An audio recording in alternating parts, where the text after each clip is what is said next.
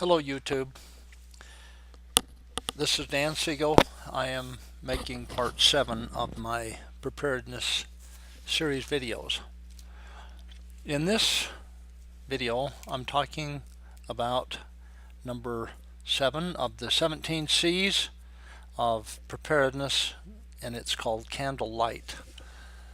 Again, I divide my preparations into 4 parts: my food storage or my physical preparations, my spiritual preparation, the skills that we have to use what we've got, and the group or the people that we gather with. Again, physical preparation for a bug out situation has rules. Remember the rule of threes and the rule of musts. The rule of threes: 3 minutes to bleed out without a tourniquet, 3 minutes without air, 3 days without water, 3 weeks without food, 3 hours in harsh conditions without shelter, 3 cutting tools, 3 firearms or means of protection, 3 miles you walk and then you rest, 3 hours of walking and then change your socks, 3 methods of fire starters, 3 methods of water purification, and 3 days supply of concentrated food. The rule of musts: you must have water, you must have fire, and you must have food. Learn multiple skills about acquiring water, fire, and food. Become the most valuable member of your group or family by the skills you have. Learn and live the beliefs that 1 is none and 2 is 1. Loose lips sink ships. Improvise, adapt, and overcome. Be flexible. Things seldom go as planned. The rules change when the SHTF. Again, in the 17 C's of preparation, we're talking about number 7, candlelight. See what you're doing. The first one is a flashlight, of course.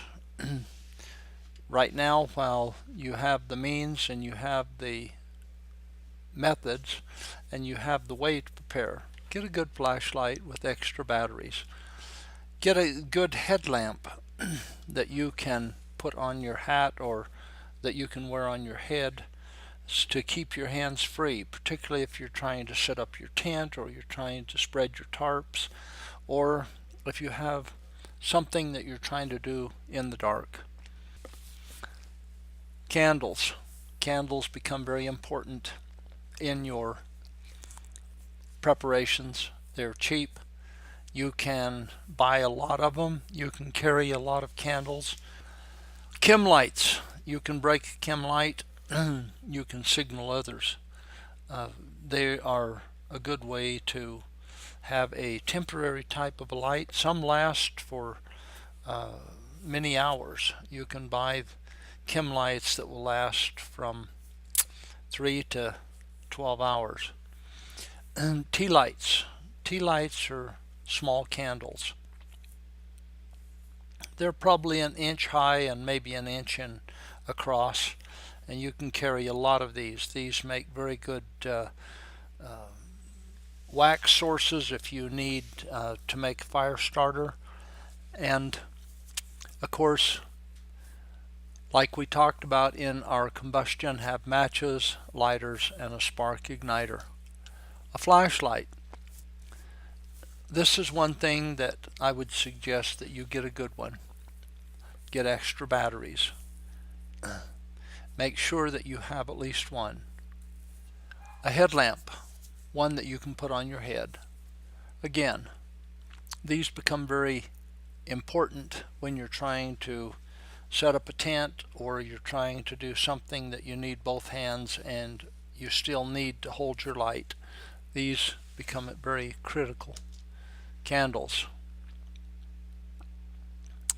I went to NPS and I was able to pick up 100 candles for 10 cents a piece, and I saw others over there and you could get 250 for 10 cents a piece, and I didn't buy all they had, but they're small. Some are used for different religious applications, and you can get these small candles for very little. Chem lights. These are very handy for signaling. Like I said, you can buy them from colors to clear light, and they are very good if you need a light for one time. Tea lights. Little tea lights are a good source of fire. They're a good source of heating. If you need to heat something, you can put them under your little heater, and you can use them to even cook with if you need to. But the tea light is a good source of wax. Matches, again, like I said in combustion, the strike anywhere matches, you can pick these up at a lot of different places. Don't pay more than $1.75 to $2 a box for these strike anywhere matches. They are a little difficult to find, but you can find them. Go to the camping section of your hardware store or other places, and oftentimes you have to buy them in a package of 3, but you can find strike anywhere matches, and they make for a very important additive to your kit. Lighters, again, you can buy these 3 for $1 at the dollar store. Have a source of lighters. And last but not least is your spark igniter. Again, learn to use your spark igniter. You'll be glad that you did. Okay, YouTube, that is part 7. I hope that this gives you some ideas, and that's what I'm trying to do. I'm trying to help you with ideas. And you can add your comments to the section below. Make sure that you subscribe. I would appreciate that very much. And thanks again for watching, and I hope it does you some good.